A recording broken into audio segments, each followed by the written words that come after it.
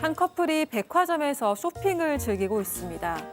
여성은 남성에게 고급 시계를 선물하고 비싼 양복까지 거침없이 결제하는데요. 그런데 여기서 반전이 있습니다. 이 여성의 직업이 무직이라는 겁니다.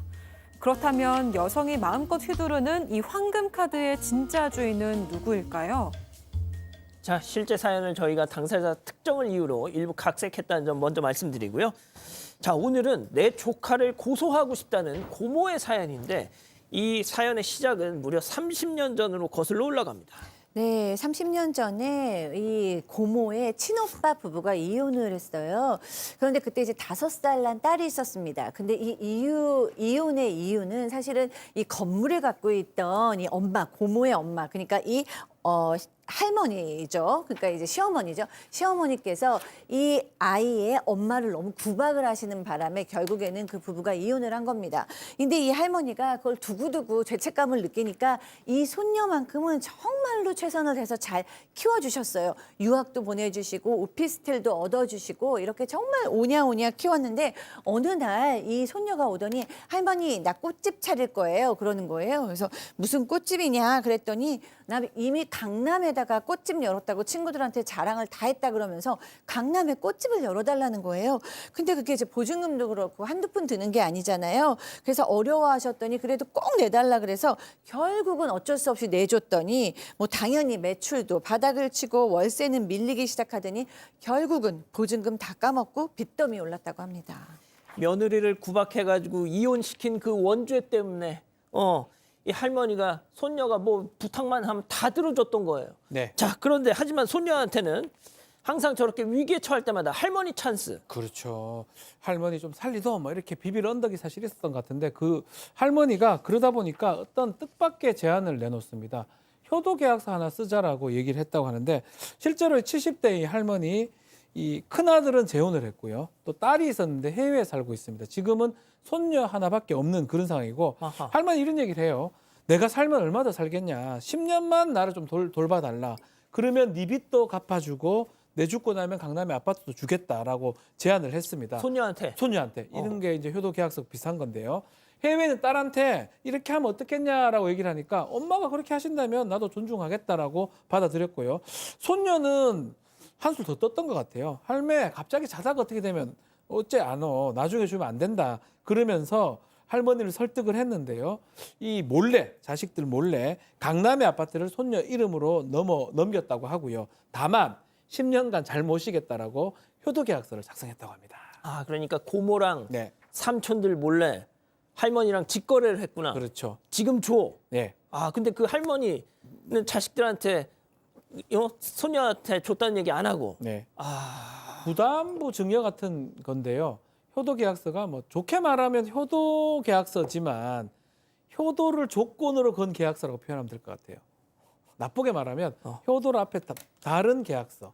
그래서 증여로 뭘 받긴 하는데 효도해 줄 것 같은 그런 것들을 조건을 걸었던 10년간 같이 사는 거. 그래서 그런 어떤 조건을 걸면서 부동산을 증여받았습니다. 자, 10년 동안 잘 모시겠다는 계약서까지 써가지고 계약 동거에 들어가서 할머니하고 손녀딸이 잘 살았습니까? 네, 이제 할머니는 어린 시절에 착했던 손녀를 생각을 했지만 손녀는 이미 변한 뒤였습니다. 이 할머니가 병원 정기 검진을 같이 가자고 하면은 손녀는 늘 나 바쁘다면서 거절을 했고요. 약속을 겨우 맞춰도 당일 2시간 전에 일이 있어서 못 간다고 문자 한 통으로 취소를 하기도 했었습니다. 결국 할머니는 친한 이웃의 도움으로 병원을 다녀왔다고 하고요. 하지만 손녀의 무심함은 여기서 끝이 아니었고 집에 들어오면 외투며 양말을 마구 벗어던지고 그랬다고 합니다. 그래서 할머니가 이걸 치우다가 손녀 양말을 밟고 넘어져서 다친 적도 있다고 하고요. 하지만 손녀는 이런 상황에서도 그 나이에는 원래 여기저기 다 아프다, 그게 정상이다 이러면서 새 남자친구랑 함께 해외여행을 가고 이렇게 했다고 합니다. 아니, 할머니 그 나이 되면 다 아픈 게 정상이지. 어디서 아이고 자, 그러면서 새 남자친구랑 해외여행을 갔다? 아, 이거 쎄합니다, 팀장님. 그렇습니다. 싸한 상황인데요. 그동안 무직이었던 이 손녀는 사실은 할머니 카드, 할카로 생활비를 쓰고 있었는데요. 그런데 어느 날 한 달 카드 내역을 보니까 무려 금액이 500만 원을 찍었던 거예요. 깜짝 놀랐습니다. 할머니가 놀라가지고 카드 내역을 내밀면서 살펴봤는데 손녀가 이제 백화점에서 명품 시계를 사거나 고급 양복을 구매했는데 알다시피 이게 모두가 다 남성이 쓰는 물건이란 말입니다. 그래가지고 알고 봤더니 이 손녀의 남자친구도 할머니 카드로 무임승차해가지고 할머니 카드를 썼던 것이죠. 그러니까 뭐 이 문제가 다 물건이 남성이 물건이었었는데 자 그러니까 할머니가 화가 났어요. 너 안 돼 해가지고 카드를 정지시켰더니 이 손녀가 황당한 복수를 시작했는데 뭐냐면 할머니가 TV 드라마 11 드라마 보는 거하고 사건본장 보는 게 낙이었는데 이 리모컨을 숨겨버렸어요. 보지 못하게. 못 보는 거죠. 또 그리고 할머니가 잠든 사이에 몰래 휴대전화에다가 비밀번호를 설정해가지고 자기만 알게 이렇게 이 손녀가 할머니를 골탕을 먹였던 것이죠. 아니 할머니 이렇게 계속 당하고만 있을 거예요 이거? 그래서 결국 해외에 있는 딸에게 연락을 해서 모두 다 털어놨습니다. 그 여성은 이미 아파트가 넘어갔다는 소식에 깜짝 놀래가지고 조카에게 바로 연락을 했는데요. 네가 어떻게 이럴 수 있냐. 당장 할머니한테 아파트 돌려드리라고 이야기를 했습니다. 그냥 호통을 쳤지만 조카의 반응은 적반하장이었고요. 조카는 고모가 왜 참견하냐면서 할머니랑 사는 게 얼마나 힘든지 아냐 이렇게 좀 뻔뻔하게 이야기를 했다고 합니다. 그래서 화가 난 여성은 이번엔 친오빠이자 이 조카의 아빠한테 연락을 그치, 했는데 아빠. 네, 하지만 오빠의 대답은 더 황당했는데요. 내 딸이지만 나도 안 친하다. 나도 못 말린다면서 좀 남의 일인 것처럼 방관을 했다는 겁니다. 결국 여성은 직장을 그만두고 직장에 휴가를 내고 마침내 한국으로 와서 바로 조카를 찾아갔던 겁니다. 자, 이 고모는 엄마, 이 할머니 아파트를 돌려받을 줄 알았는데요. 하지만 이 손녀한테는 다 계획이 있었던 겁니다. 자, 뒤통수 맞는 고모 역할에는 박상희 교수, 설계자, 손녀 역할에는 백다희 아나운서, 비선실세 손녀 애인 역할엔 박지훈 변호사. 자, 별별극장 레디 액션. 세상에 은혜를 원수로 갚아도 유분수지. 손녀가 할머니 아파트를 가로채? 내가 경고하는데 당장 돌려놔. 고모, 돌려드리고 싶어도 이제 방법이 없어요. 왜냐하면 제가 아파트 팔아버렸거든요. 뭐? 아파트 팔았거든요. 팔았다고? 네. 누구한테? 짜잔! 이점이 제가 바로 그 아파트의 새 주인이랍니다. 앞으로 저희 신혼집으로 잘 쓸게요, 고모님. 신경 쓰지 마세요. 아니 그 강남 한강뷰 아파트를 고작 이런 애한테 넘겼다고? 에라니요. 고모 무슨 소리 하는 거예요? 우리 지훈 씨 잘 나가는 사업가거든요. 네. 아무튼 이제 나한테 아파트에 아짜도 꺼내지 마세요. 알겠어요? 야 이 바보야. 얘가 너랑 결혼이라도 해줄 것 같아? 하지.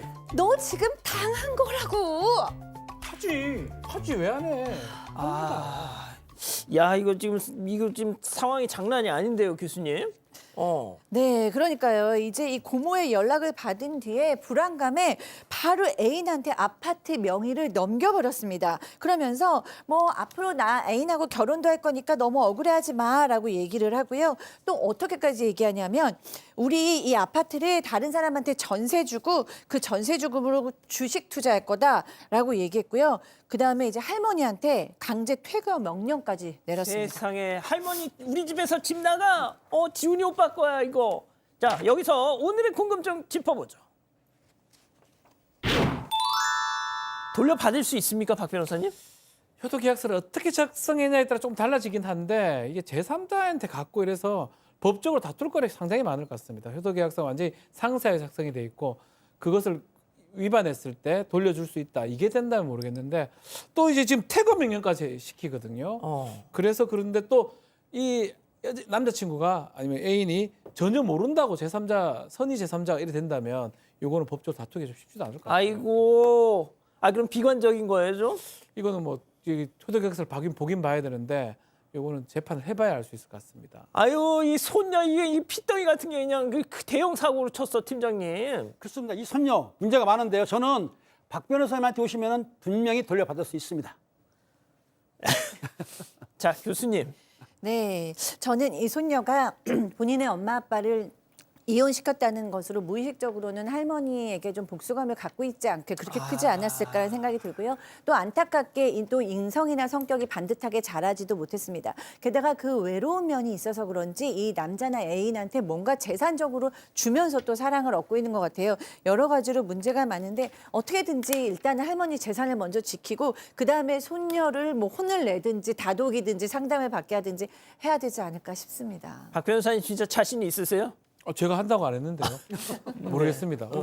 다 봐야 증거를 봐야 알 수 있어요. 그러니까. 증거를 봐야 알 수 있습니다. 자, 우리 가족 여러분들 뭐라고 하십니까? 네, 유리가면님은 법적으로 어떻게 안 되나요?라고 하셨고요. 운님은 제가 그 딸이었어도 할머니가 너무 원망스러웠을 거예요.라고 하셨습니다. 야, 또 이런 일이 다 있네 또. 참. 가족 여러분, 여러분들의 구독이 사건 반장의 힘이 됩니다. 구독과 좋아요 부탁드립니다.